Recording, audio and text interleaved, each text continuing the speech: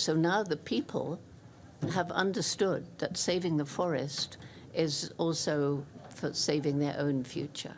My name is Dominic Warre. I am a member of the Managing Board here at the World Economic Forum, and it's my delight and privilege to welcome you to this discussion, which is a briefing about a major initiative that has been launched here at Davos called the Trillion Trees Platform, or 1T.org. 1T.org exists to serve the global community of actors committed to contributing to the goal of growing, restoring and conserving 1 trillion trees worldwide by 2030. It's a very, very important initiative in the broader issue of tackling climate change, the climate emergency that we face. We know we have to deal with the industry transition, the energy and urban transition, transforming our financial system, but we also know that nature-based solutions, particularly the restoration of nature, is a key part of this jigsaw, and that is exactly what 1T.org is going to tackle. We have a fabulous panel lined up to provide some thoughts and inspiration from us. I don't think we could have brought together such a spectacular group of people. So it's my absolute delight to, first of all, introduce you to Ivan Duque, who is the President of Colombia. Mr. President, the importance of the restoration conservation agenda in the battle to tackle climate change, 1T.org, and your viewpoints from a Colombian perspective. Well, first of all, thank you so much. It is a great pleasure for me to be here again in the World Economic Forum. I want to express my gratitude to all the distinguished members of this panel to participate and to lead this important initiative on 1 trillion trees. Let me just first say that the biggest challenge of our time is climate change. And we will not be successful facing climate change until we do not defeat deforestation around the globe. And Colombia sees this initiative as a very important milestone. We consider that if we make the whole world conscious about reforestation and about planting and protecting the ecosystems, we can really make a big change. Colombia has 50% of the world páramos. Colombia has 35% of its territory as Amazonic land. And we have 50% of our territory in tropical jungle. But we have seen deforestation taking place a long time. And we want to make a difference with a big goal. We want to plant 180 million trees by August 2022. Wow. Since we began our administration, we've gotten to plant something close to 24.7 million trees. This year we expect to get 60 million more and reach this target by 2022. We want to call local governments and the whole environmental agencies at the local level to lead this initiative. So we consider that our contribution to the 1 trillion trees initiative is based on this goal. And we want the whole Colombian society to embrace this goal.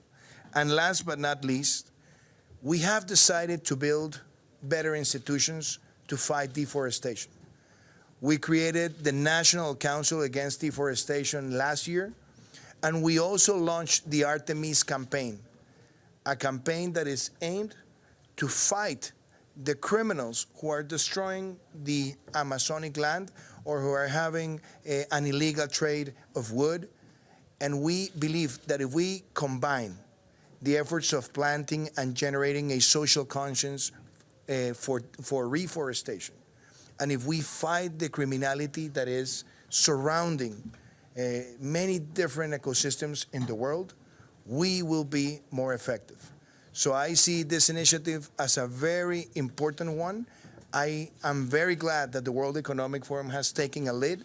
And I also want to express that having private sector leaders such as you, Mark, having a lot of leadership and promoting public-private partnerships is very important. So we embrace our cause to participate in the initiative, and yes, we believe that by 2022, with 180 million trees planted in Colombia, we'll be a substantial leader, regionally speaking, so that this initiative can accomplish its goal by 2030. Thank you so much. Very good. Thank you, Mr. President. That's a very, very compelling case that's been made out for the restoration, conservation, and growing of the tree target towards 1T.org.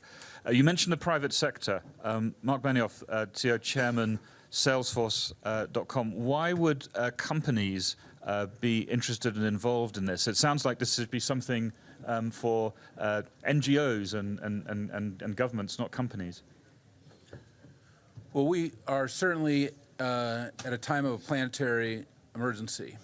We realize that our planet is getting warmer, and we need to find ways and solutions that we are going to all become, number one, carbon net zero, and reduce emissions, and number two, we have to sequester or eliminate the carbon that has been emitted into the atmosphere. Human beings are very good at moving carbon around, and we can see what we've done. We've moved it from the ground and into the atmosphere, from the ocean into the atmosphere, and from the trees into the atmosphere. And we need to get a big eye on our forests so that we can use them to sequester this carbon. I want to just start by telling you a story, which is we were in the San Francisco Climate Conference, and Jane Goodall was there. And we're telling her all the good work that the World Economic Forum and Dominic and Doug McCauley's here with the University of California, Santa Barbara are doing with the oceans. And she said, well, it's very nice what you're doing for the oceans, but what are you doing for the forests? And I didn't have an answer. I didn't know what to say. And it had it in my mind, though, that it was a loop, that I needed to have something to say. And then I want to give thanks to Al Gore, who's not here, but is a critical part of this, because at our World Economic Forum trustee meeting in August in Geneva, he was there talking about the incredible research done at ETH University right here in Zurich by Tom Crowther. Tom, would you just stand up and be recognized? Tom did the incredible work for the Trillion Tree Vision. His team is doing extraordinary things and took artificial intelligence and low-hanging satellites and other fourth industrial revolution technologies and is showing us where these trillion trees are going, and also the amount of carbon that they can sequester, and the mathematical models and environmental models. And the research was then published in many scientific journals, including Scientific American, Science, and others.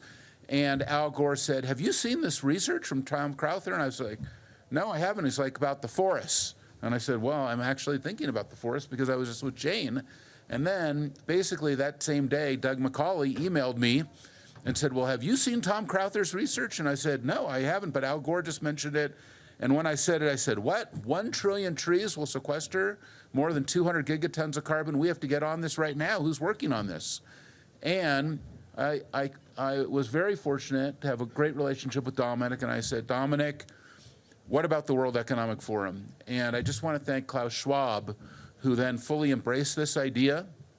And we really have this now underway with a full team that's going to be staffed in Geneva, working with governments. Thank you, President Duque, for your outstanding leadership. Also, I would like to thank President Trump, who's also committed to participate in the 1 trillion tree campaign, and I expect the United States to commit to between 50 and 100 billion trees.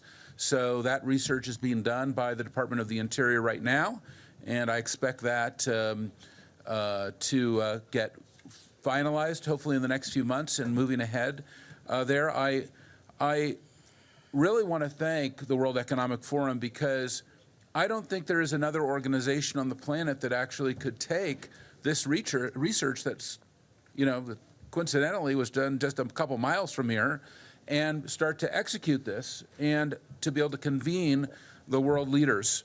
This is such an important time. We are at a moment in history where all of us need to think about what does the future look like. And I know that planting 1 trillion trees sounds daunting.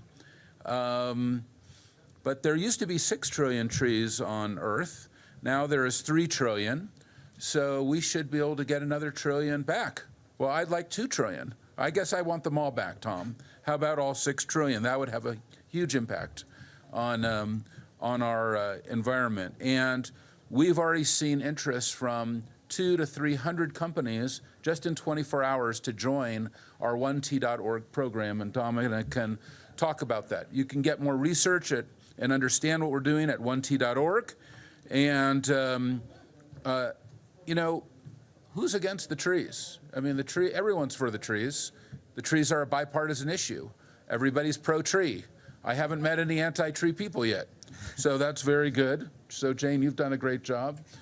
And every one of us can join this movement, and every one of us can make a commitment to plant trees, whether it's individually, organizationally, whether it's a government, whether it's a nonprofit, an NGO, whether it is a business. Salesforce is committing to planting 100 million trees over the next 10 years. That's our opening entree into this. I hope it will be much, much larger, and I think it's also a great example of stakeholder capitalism, which is something that we're promoting here at the World Economic Forum's 50th anniversary.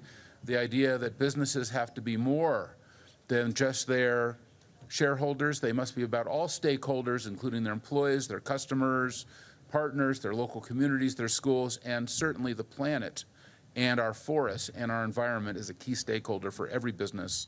So we all have to be thinking about this. So thank you for having me, and I'm so excited for this initiative. Brilliant. Thank you very much, Mark Benioff.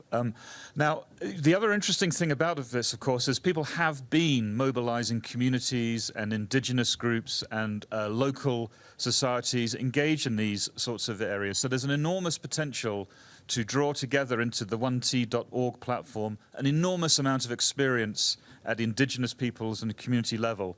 And if I'd like to, I could turn to Hindu Umanu Ibrahim, who's the president of the Association for Indigenous Women and from the People's Republic of Chad.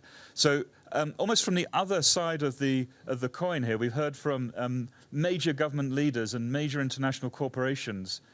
This effort to restore, conserve and grow 1 trillion trees by the end of the decade, is that something that is impactful and interesting from the communities and indigenous peoples that you work with, and how is that? Thank you very much. For indigenous peoples, forest trees is not only like a trunk of tree or leaf. It's our home, it's our food, it's our medicine, it's our life, it is our knowledge, it is our school. So when we hear about the initiative of restoring the forest ecosystem, planting 1 trillion of trees, we are the first one who are very excited about it.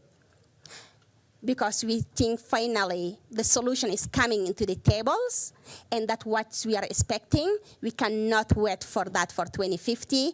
It's starting now, and that's what we want.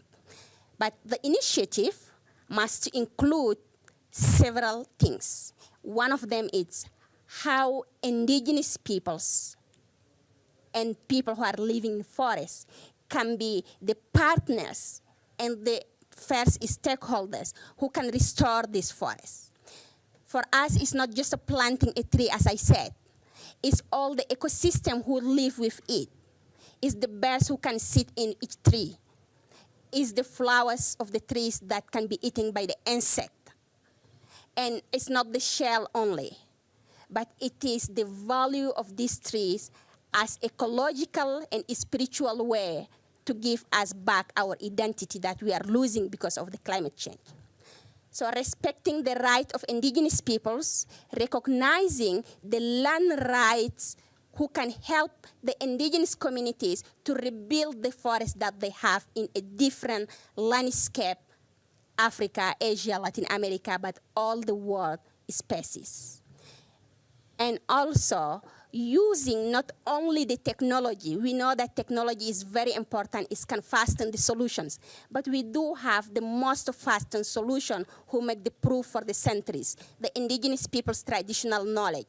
And I saw one example in Colombia, Mr. President, who was very excellent last year in the Tropical Forest Alliance 2020. I went to visit indigenous communities from my colleague who are here in the room, Carol, So they have the primary forest where they create a corridor to the planting forest where the species can navigate between the primary and the secondary, who can restore the ecosystem with all the way that we want. They have them on nursery where they know the indigenous species to get replanted. So that's the project we want.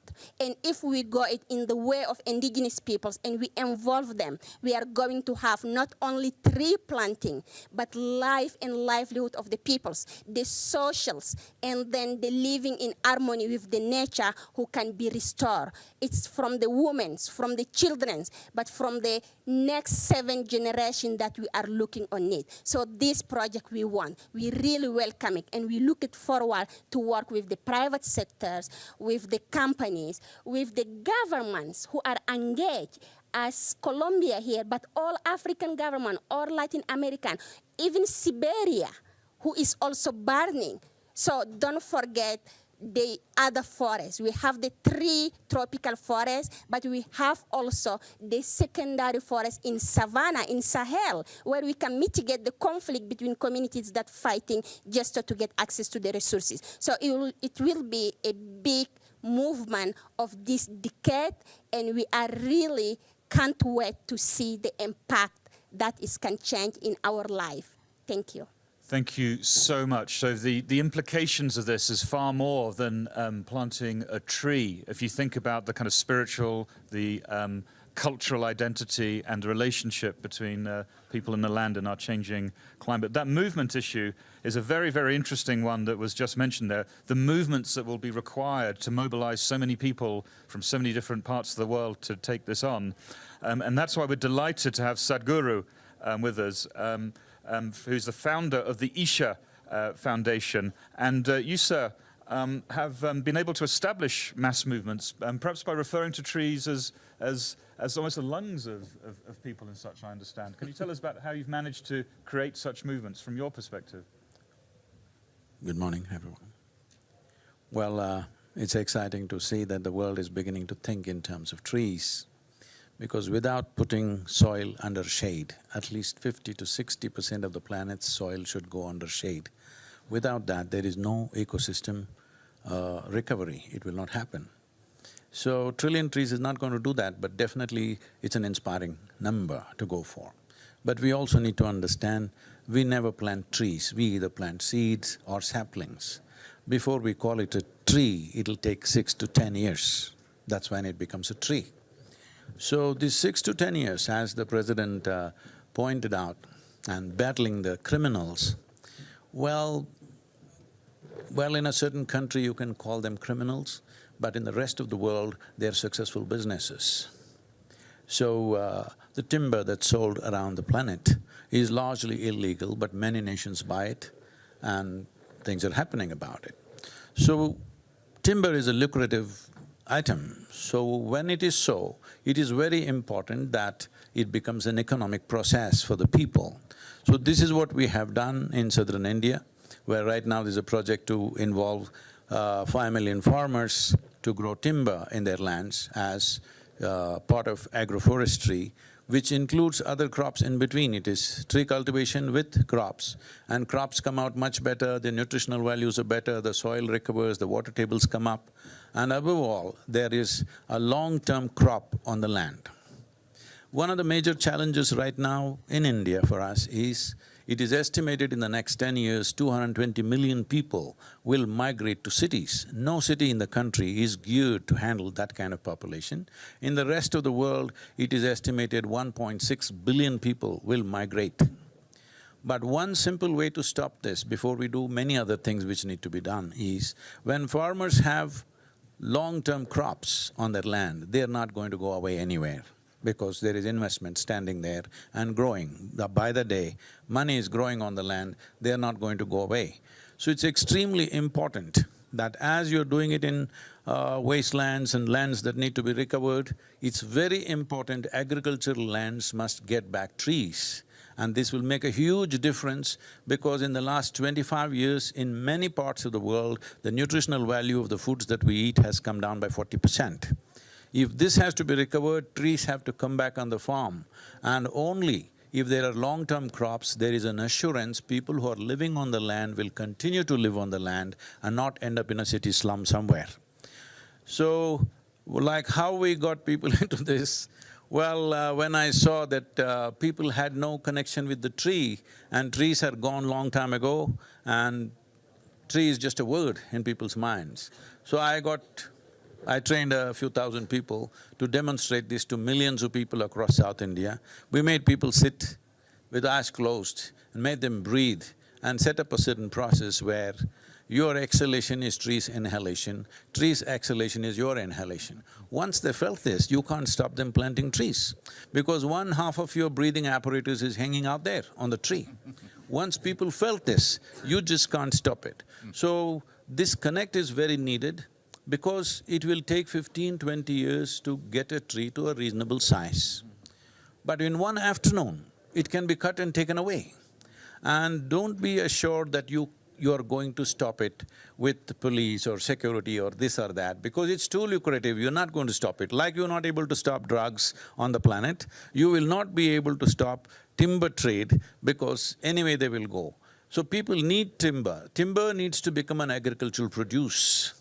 We should stop looking at timber as forest produce. Forests on the planet have reached a point where it cannot take any more exploitation. We have used it sufficiently, but it cannot take any more exploitation. Timber has to become an agricultural produce. Do we have land to do this? We definitely have. 51 million square kilometers of land is under agricultural tilling right now. And out of this, 40 million square kilometers are used for raising animals or their food. If we push right now super athletes on the planet, your Tom Brady, Lionel Messi, Virat Kohli, all people who have 100 million following, they are all turned vegetarian. This is a good time. If we push back meat consumption by 50%, you will have 20 million square kilometers of agricultural land. Why agricultural land is important is the rate of survival will be much better when it's on the private land. Our rate of survival is over 90%, simply because it's on private land, individual farmer is taking care of it and it is his commerce. He's not seeing it as saving the planet. We never talk to the farmer about saving the planet. It is just that to enhance his economic condition, this is being done. And that's the best way to do it. If we do not marry economy and ecology, economy will win hands down.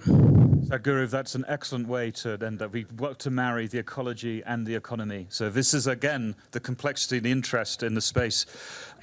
Dr. Jane Goodall, who absolutely needs no introduction, you've been listening to this, why, to close us out, does the OneSea.org initiative, which is a fundamental piece of the jigsaw to tackle climate change alongside the industry transition, the energy transition, the financial transition.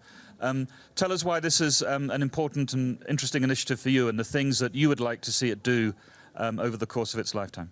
Okay, how many minutes do I have? You've got a couple of minutes to close us Couple out. of minutes? Couple of minutes and there's time for the call. Well, much as you want. okay, so it's obviously very fascinating for me to be here to listen to all the speakers on this panel. And thank you, Mark, for acknowledging that I helped to bring you around to my beloved trees. So I've always loved trees. The reason I left the chimpanzee research at Gombe was when I realized that right across Africa, forests were disappearing and chimp numbers were dropping. And when I flew over my tiny Gombe National Park, it had been part of the great equatorial forest belt. But when I looked down in 1990, it was a tiny island surrounded by completely bare hills. And this is when it hit me. If we don't work with the people who are cutting down the trees even on the steep slopes because they're desperate to grow food for their families, then we'll never be able to even try and save the chimpanzees. So my involvement has been through a program called Take Care or Tukari. And it's been so successful that we work with 104 villages throughout the whole chimpanzee range in Tanzania. And it's a very holistic program working with water management programs and women and girls' education, and all of this. So now the people have understood that saving the forest is also for saving their own future. So right at the beginning, as I was working on all of this and trying to raise money for it, I realized that all of this is absolutely wasted unless new generations grow up understanding some of the problems that we have brought about upon ourselves with the climate crisis. So I began a program called Roots and Shoots, which began with 12 high school students in Tanzania. It's now in about 60 countries, including India, and including Colombia. And it's got members in kindergarten, university, everything in between.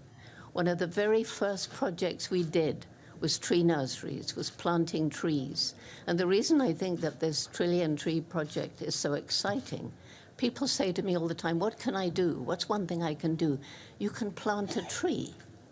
And whether you plant the tree in your own backyard or whether you pay to have trees planted in Tanzania, or if it's urban or rural, you know, it's something you can do. And now I find with all of this amazing technology that's out there, which I don't begin to understand, but you can actually identify individual trees. So I changed the way that animal behavior science was conducted by giving chimpanzees names. I was absolutely castigated by the scientific community. I should have given them numbers. Well, what about naming trees? If you have a tree named for you. So our Roots and Shoots program just last year planted about 5 million trees around the world. And that's with very little support. If we had more money coming in, we could plant many more. 5.5 million, you know, Roots and Shoots has guaranteed that this year alone. So yeah, the Trillion Tree Project is exciting because everybody can get involved. And whether it's communities on the ground that are so important, businesses, politicians, political leaders, children, everybody. And if we have a tree in our name, we want that tree to live. And so, yes, I think the Trillion Tree Project is absolutely fantastic, and I congratulate everybody working on it. And yeah. Thank you so much, Dr. Jane Goodall. Now, 1T.org is the platform. The mobilization will begin. You go there and you can express your interest. I'm sure there are a few questions here. We are quite pressed for time. So what we're going to do is we're going to take the room next door where most of the panelists can stay for a few minutes and take some questions. Some of the panelists have to stay here, obviously, for and some people have got very pressed schedules. But if you want to ask some questions, some of the panelists will go there because we're going to have to move this one out to get another very important press briefing in. But to close, in terms of the platform that is 1T.org, to plant, restore, and conserve those 1 trillion trees. Thank you so much, everyone, from this panel. 30 seconds for 20 seconds. Go. As a part of Carbon Calling right now, with 5 million farmers, we are committed to plant 2.42 billion trees in one river basin, sequestering about 12 trillion liters of water. This could be done in various river basins to revive rivers also. In India alone, in collaboration with Trillion Trees, very easily we can scale this up to 50 to 60 billion trees across the country in river basins, all on private lands. This is important that it's on private lands because the survival rate is over 90%. Thank you very much. There we go, and we encourage more of that. So thank you very much. Just give us a round of applause for our panelists.